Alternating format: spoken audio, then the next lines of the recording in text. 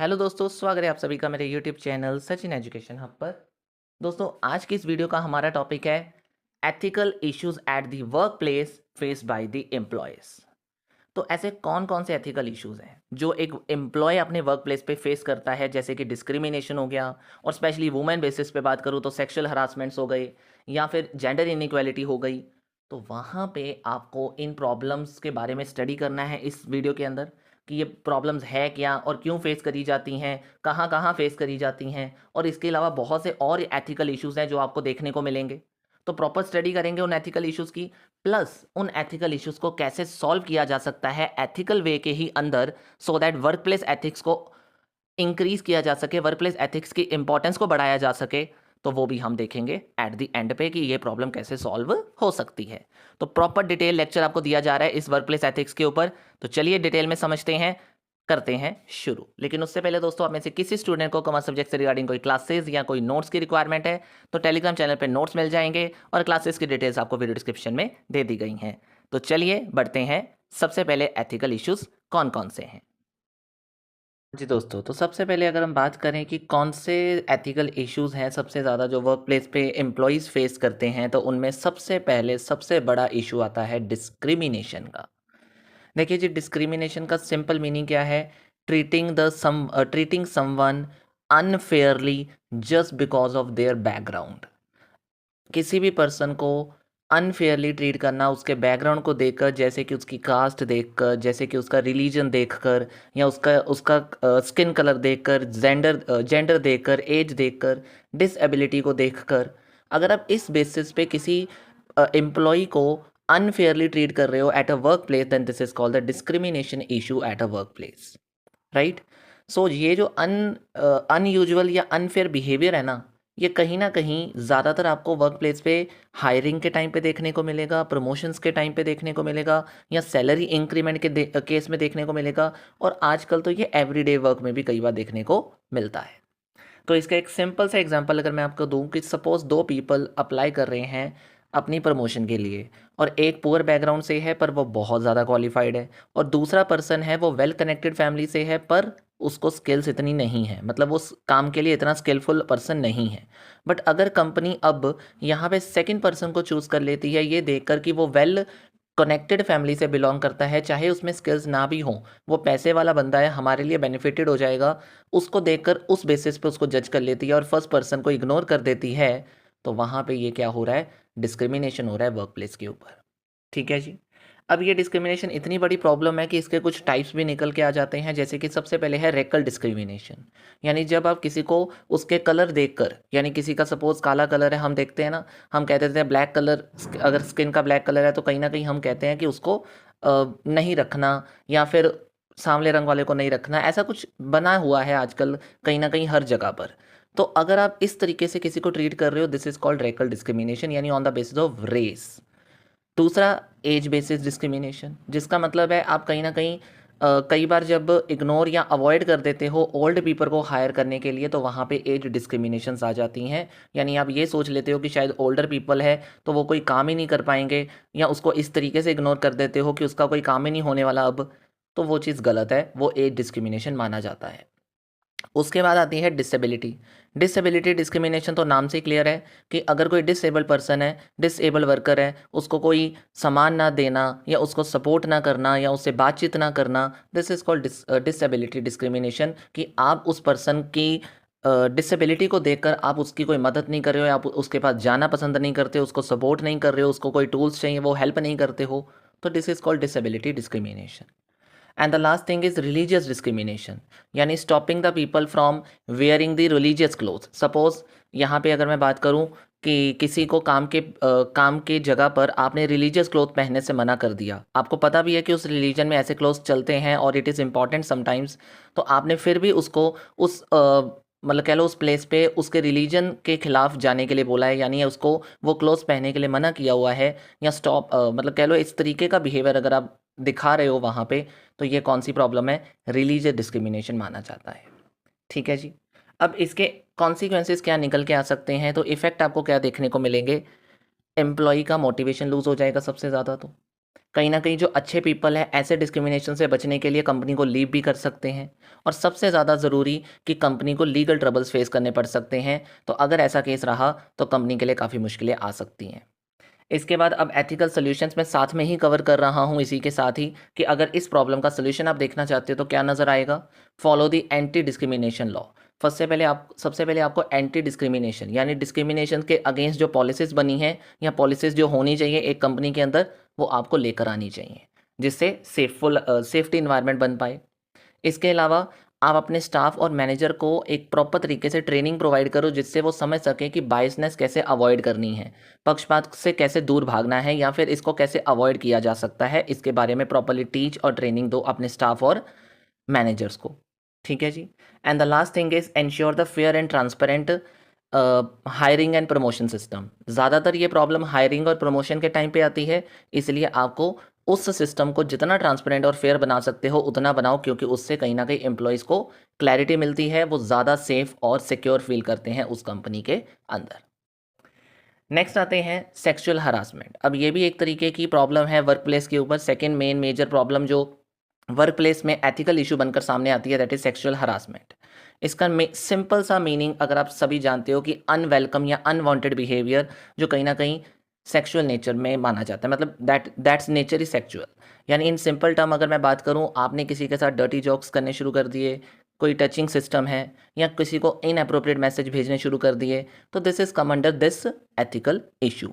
तो कहीं ना कहीं इससे एम्प्लॉयज़ को अनसेफ फील होने लग जाता है, या कई बार वो वर्क पे अनकंफर्टेबल फील करने लग जाते हैं।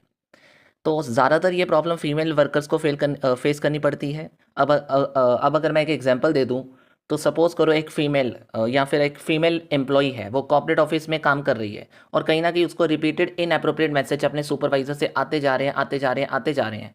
अगर वो उसको इग्नोर या रिजेक्ट कर रही है, तो कहीं ना कहीं वहाँ पे उसको बाद में रिटेलिएशंस फेस करनी पड़ सकती हैं। हो सकता है जानबूझकर सुपरवाइज़र उसकी परफॉर्मेंस को बैड करता रहे, या उसको वो अच्छे रिव्यू ना देता रहे जो क्योंकि उसने उसको रिजेक्ट किया है। तो this is a problem in case of sexual harassment, जो कई बार फीमेल वर्कर्स को फेस करनी पड़ती है at a work place, right. अब इसके भी कुछ टाइप्स होते हैं, जैसे कि क्विड प्रो क्यू हरासमेंट। इसका मतलब है कि किसी को सेक्सुअल चीज़ों के बारे में पूछना, कि मतलब प्रमोशन देने के लिए, लाइक आप किसी को सपोज प्रमोशन दे, स्पेशली फीमेल वर्कर को ही कह रहा हूँ।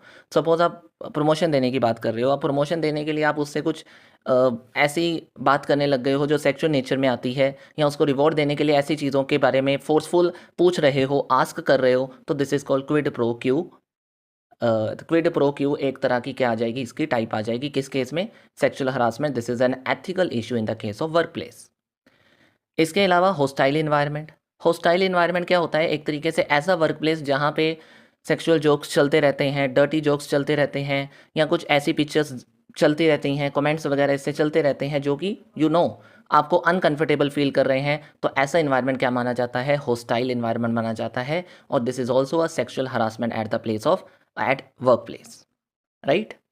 तो अब इसका क्या कॉन्सिक्वेंस कंपनी को फेस करना पड़ सकता है अगर ऐसे एथिकल इशू कंपनी फेस कर, मतलब ऐसे एथिकल इशू अगर वर्क प्लेस पे हो रहे हैं, तो कहीं ना कहीं सबसे ज़्यादा कंपनी के अंदर मेंटली और इमोशनली जो भी विक्टिम होगा वो सफ़र करेगा। ऑफ कोर्स मेंटली और इमोशनली भी हो जाएगा, वो सफ़र करने लग जाएगा, क्योंकि उसके कह लो कि उसने कभी, मतलब ये चीज़ वैसे भी गलत है, तो इस ऑब्वियसली इससे इमोशनली आपके ऊपर काफ़ी इफेक्ट पड़ेगा। Employ stop trusting the company. अब कहीं ना कहीं कंपनी के ऊपर ट्रस्ट भी उठ जाएगा अगर ऐसी गलत चीज़ें कंपनी के अंदर हो रही हैं तो। और वेरी वेरी इंपॉर्टेंट, अगर किसी एम्प्लॉय ने कंप्लेन कर दी जाती है तो कंपनीज के खिलाफ लीगल कंप्लेंट या फाइन वगैरह भी लग सकते हैं, जो कि आपको पता है कि आजकल चलता भी है काफ़ी केसेस में, पर ऐसा कुछ हो नहीं रहा। बट स्टिल ये एक प्रॉब्लम है, मतलब ये एक कह लो कि कॉन्सिक्वेंस है जो कंपनी को फेस करना पड़ सकता है अगर ऐसी चीज़ें एथिकल इशू फेस कर रही है कंपनी के अंदर कोई चीज़। तो अब एथिकल सॉल्यूशंस क्या हो सकते हैं? देखो जी, अब इस चीज़ का अगर आप सॉल्यूशन ढूंढना चाहते हो तो सबसे ज़रूरी आज के समय में स्ट्रिक्ट रूल्स लेकर आओ अगेंस्ट दी हरासमेंट, ताकि फीमेल वर्कर्स को सेफ फील हो सके। हर एक को टीच करो प्रॉपरली, उसके रिस्पेक्टफुल मतलब कैसे रिस्पेक्टफुल बिहेवियर रखना है एक कंपनी के अंदर, किसके साथ कैसे रिस्पेक्ट में रहना है, हर एक को टीच करो, ट्रेंड करो कि आपको पता होना चाहिए हर फीमेल और मेल वर्कर की आपने रिस्पेक्ट कैसे करनी है, अपने बड़े छोटे की रिस्पेक्ट कैसे करनी है, रिस्पेक्टफुल बिहेवियर कैसे बना के रखना है। और वेरी वेरी इंपॉर्टेंटली एक ऐसा अनोनिमस सिस्टम लेकर आओ जिससे अगर कोई पर्सन इस चीज़ में फेस कर भी रहा है तो अनोनमसली वो अपनी रिपोर्ट फाइल कर सके, कंप्लेंट कर सके इस चीज़ के खिलाफ अपनी कंपनी के अंदर, और उसके बारे में किसी को पता भी ना चले कि किसने वो चीज़ करी है।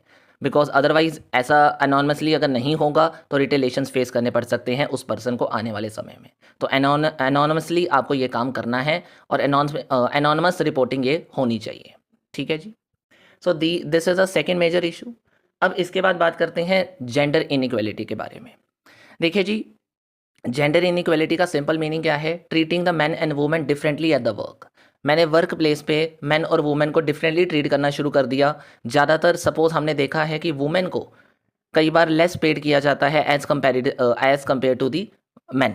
सपोज मैंने प्रमोशन देना था, मैंने देखा कि एक कह लो कि दो जने हैं, there are two peoples if I say one is women and other one is man, और उन्होंने सेम टाइम पे कंपनी ज्वाइन करी है और सेम स्किल्स है दोनों के पास, सेम काम का तजुर्बा है, सेम वो काम करते हैं और 2 साल दोनों ने बहुत अच्छे से काम किया, दोनों का ही काम बहुत अच्छा था, लेकिन मैंने फिर भी मैन को प्रमोट किया है, वुमेन को प्रमोट नहीं किया। तो this is a discrimination on the basis of gender inequality. तो this is also the major issue in the at the मतलब वर्क प्लेस, राइट।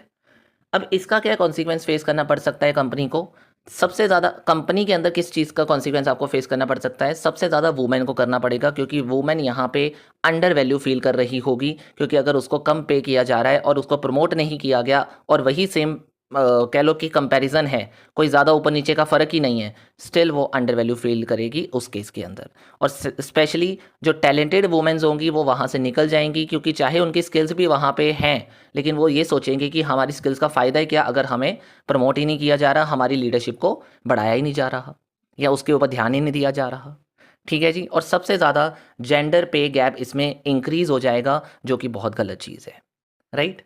अब इसके सोल्यूशंस क्या हो जाएंगे? तो कहीं ना कहीं आपको सबसे ज़रूरी चीज़ है एक फेयर इक्वल सिस्टम, यानी फेयर रेमुनरेशन सिस्टम लेकर आना है। सेम वर्क के लिए एक इक्वल पेड सिस्टम होना चाहिए, जिसमें दोनों का पता है कि चाहे मैन है वुमेन है, इक्वल पेड सिस्टम है, दोनों को इक्वली पे करना है और इक्वली अमाउंट के साथ पे करना है।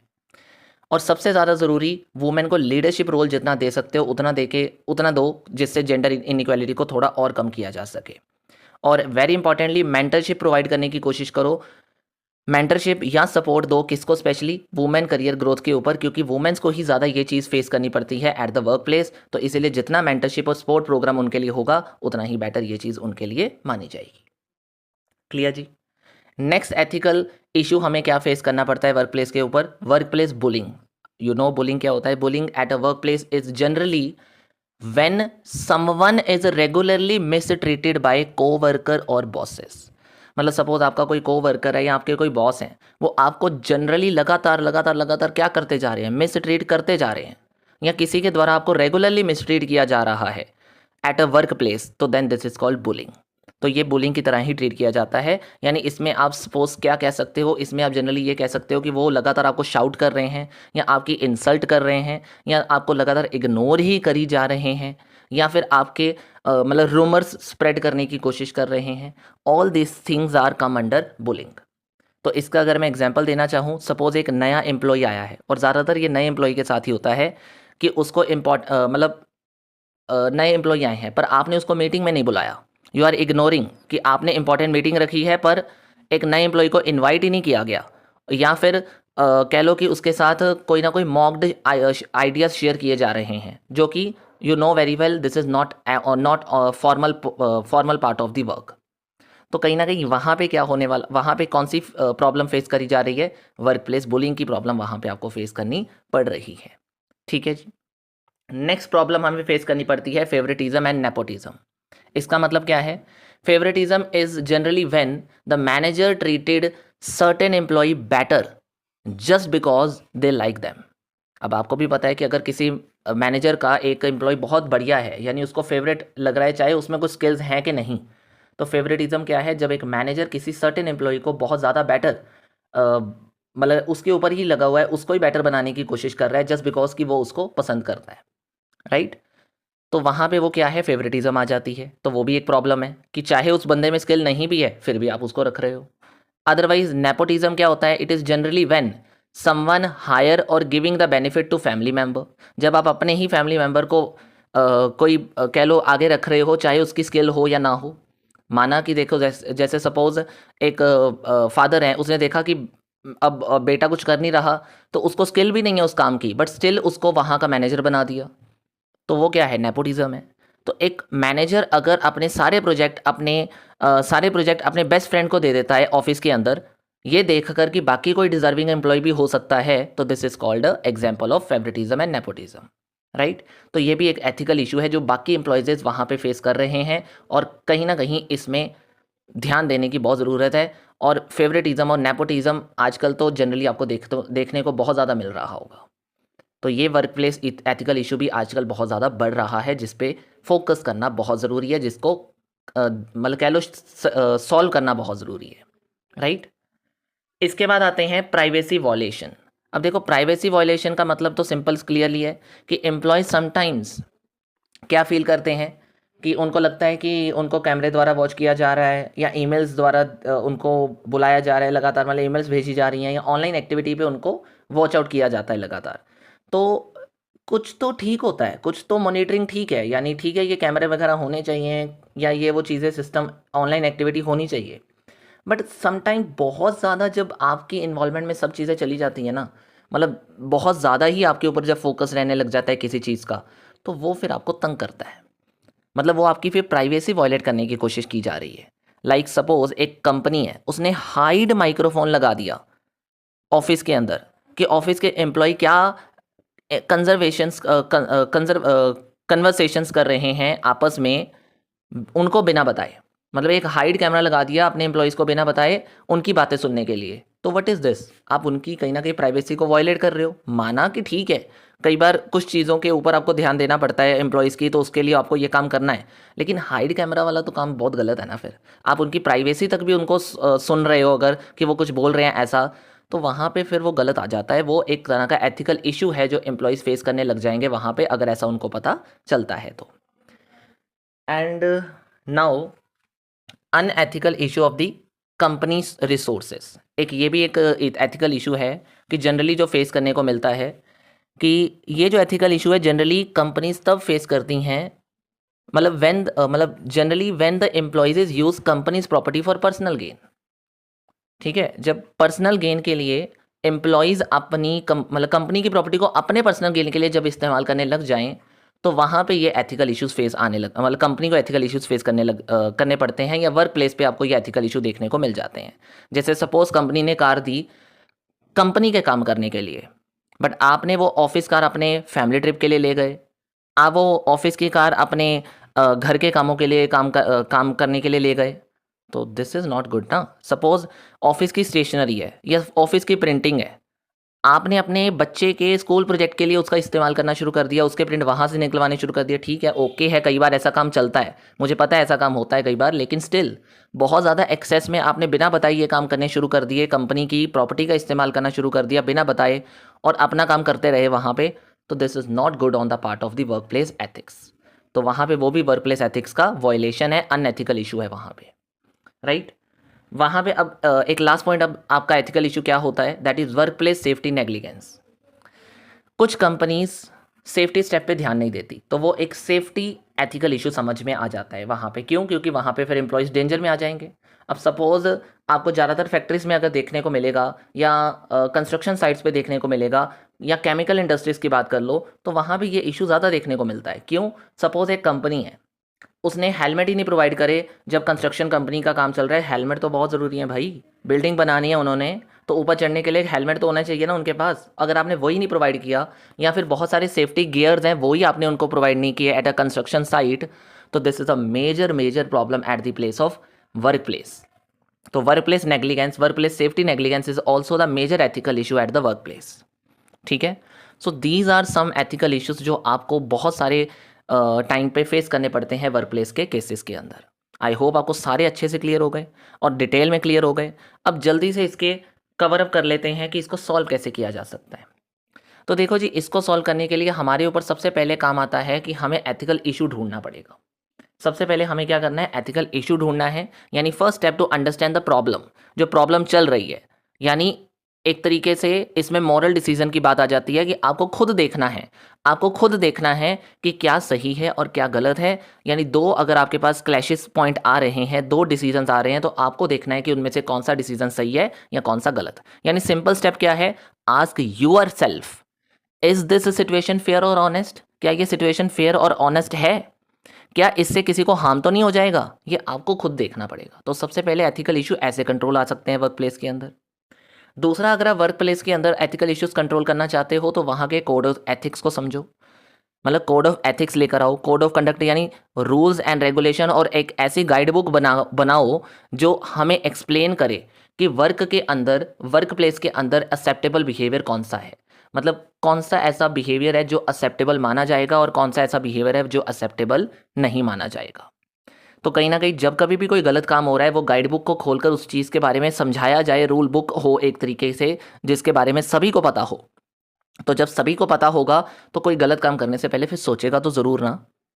यानी अगर सपोज एक मार्केटिंग मैनेजर है, वो एक कॉस्टली गिफ्ट अपने सप्लायर को देने की कोशिश कर रहा है, और सॉरी, हाँ, मतलब अपने सप्लायर को देने की, एक मार्केटिंग मैनेजर, सपोज मैं कह रहा हूँ कि एक मार्केटिंग मैनेजर है, ठीक है, वो एक्सपेंसिव गिफ्ट अपने वेंडर को देने की कोशिश कर रहा है।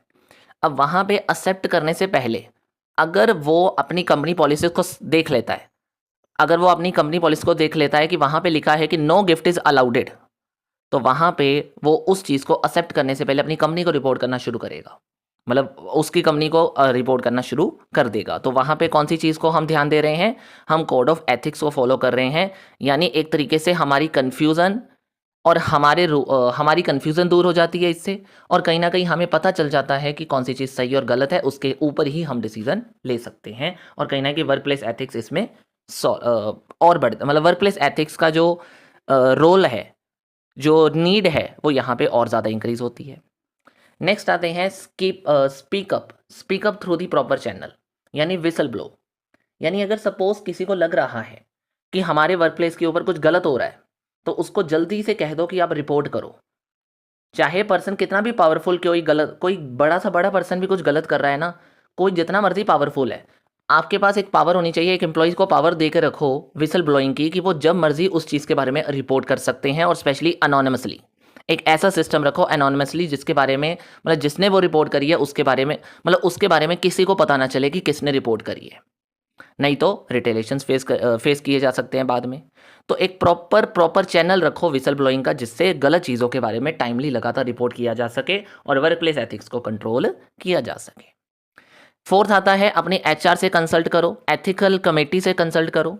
यानी अगर आपको लगता है कई बार यू आर अनश्योर कि वेदर समथिंग इज एथिकल और नॉट, आपको लग रहा है कुछ चीज़ पता नहीं है कि ये एथिकल है भी कि नहीं, तो वहाँ पे किसी के साथ बातचीत करो, अपनी अथॉरिटी के साथ बातचीत करो, स्पेशली एचआर टीम से जाके मिलो, क्योंकि उनको तो पता है ना कि कौन सी चीज़ सही और गलत हो सकती है।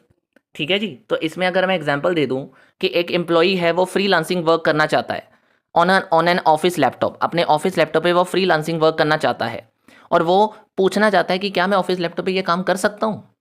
तो वहाँ पे उसको एथिकल है कि नॉट एथिकल है, ये चीज़ समझनी है। तो वो अपने एचआर से जाकर अगर पूछ रहा है कि क्या ये अलाउड है, तो उसने अगर एचआर ने कहा नहीं ये ऐसा अलाउड नहीं है, आप ऑफिस की प्रॉपर्टी का इस काम के लिए इस्तेमाल नहीं कर सकते क्योंकि इससे हमें प्रॉब्लम आ सकती है, तो उसको पता चल गया दिस इज अनएथिकल। तो वर्क प्लेस एथिक्स इससे सेफ रहते हैं, या फिर वर्क प्लेस एथिक्स में और इंक्रीज होते हैं, यानी एथिकल इश्यूज फेस करने नहीं पड़ते यहाँ पे आपको। नेक्स्ट आता है apply ethical decision making models. देखो जी, कई ऐसे हेल्पफुल मेथड्स होते हैं, हेल्पफुल वेज होते हैं जो एथिकल डिसीजन लेने में हमारी मदद करते हैं, तो हम उनका इस्तेमाल कर सकते हैं। जैसे कि यूटिलिटेरियन अप्रोच है, जिसका मतलब है कि आपने वो एक्शन चूज़ करना है जो बहुत पीपल्स को बेनिफिट दे रहा हो। राइट्स अप्रोच है, जिससे दूसरे पर्सन के, मतलब जिससे हम अपने राइट्स, जो बेसिक राइट्स हैं जैसे फ्रीडम और प्राइवेसी, उसको प्रोटेक्ट कर सकते हैं। मतलब ऐसा काम नहीं करना जिसमें वो राइट्स के बारे में प्रॉब्लम आए, मतलब राइट्स के ऊपर प्रॉब्लम आ जाए। और एक जस्टिस अप्रोच होती है कि हर काम में फेयर और ट्रांसपेरेंट रहो, फेयर और ट्रीट्स, मतलब जिसको भी ट्रीट कर रहा है, मतलब हर एक को फेयर और ट्रस्ट, मतलब फेयर तरीके से ट्रीट करो इन सिंपल टर्म, राइट। तो these things should be in a manner, मतलब इन चीज़ों को इस्तेमाल करो। ये बहुत सारे अप्रोचेस आपको दिए गए हैं, इनके बेस पे अगर चलोगे तो इसका मतलब वर्क प्लेस एथिक्स सेफ है, आप कुछ गलत नहीं करने वाले हो। ठीक है जी।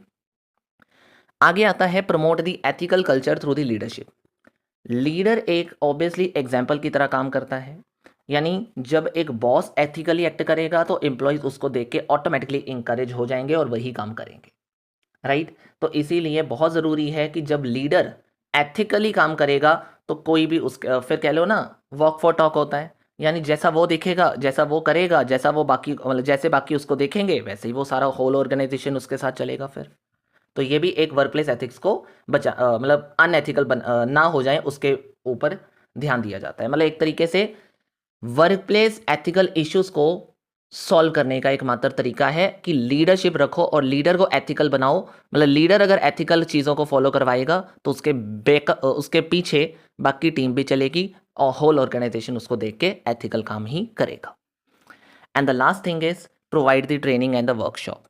कंपनी को चाहिए कि अगर कोई एथिकल इशू फेस हो रहे हैं तो उसको ना होना, मतलब ना एथिकल इश्यूज ना फेस करने पड़े, उसके लिए अपने एम्प्लॉयज़ को प्रॉपरली टीच करो, ट्रेंड करो कि कैसे एथिकल इश्यूज को हैंडल करना है। स्पेशली वुमेन्स को सेफ्टी प्रोवाइड करने के लिए उनको ट्रेंड करो कि आपने अगर सेक्सुअल हरासमेंट जैसी प्रॉब्लम्स हैं, जेंडर इनइक्वालिटीज़ आ रही हैं, तो आपने उन एथिकल इश्यूज को कैसे फेस करना है, कैसे हैंडल करना है, फेस मीन्स टू से कैसे हैंडल करना है। यानी उससे कहीं ना कहीं हर एवरीवन वुड बी अलर्ट, कहीं ना कहीं हर कोई अलर्ट भी रहेगा और अवेयर भी रहेगा, राइट। तो अगर आप रेगुलर सेशंस लेकर रियल लाइफ प्रॉब्लम्स के सिनेरियोज को वहाँ पे मतलब अपने एक स्मार्ट क्लास में डिस्कस कर देते हो तो उससे हर एक एम्प्लॉय को एक मोटिवेशन मिलती है और उनको पता है कि कंपनी उसके साथ है, तो वो भी अपनी कंपनी के लिए अपना बेस्ट देकर उन एथिकल इश्यूज़ को हैंडल करना सीख जाता है और फिर वर्क प्लेस पे एथिकल इश्यूज़ आपको फेस करने नहीं पड़ते। So these are some points. I hope आपको ये डिटेल में लेक्चर अच्छे से क्लियर हो गया कि प्रॉपरली मैंने बताया है, प्रॉपर एक डिटेल वे में आपको बताया है कि एथिकल इश्यूज क्या हैं वर्क प्लेस के ऊपर, और बहुत ज़्यादा जो इंपॉर्टेंट पॉइंट्स हैं वो सारे कवर करे हैं। एक इंपॉर्टेंट क्वेश्चन कवर हो गया लॉन्ग क्वेश्चन के लिए आपके लिए। तो बस इस वीडियो में इतना ही है दोस्तों। होपफुली आपको ये वीडियो अच्छे से समझ आ गई है, तो वीडियो को जल्दी से लाइक और शेयर ज़रूर कर दीजिएगा और चैनल पे नए हो तो चैनल को ज़रूर सब्सक्राइब करके जाइएगा और साथ में बेल आइकन भी प्रेस करिएगा फॉर दी फर्दर अपडेट्स। मिलते हैं नेक्स्ट वीडियो में। Thank you so much. Have a nice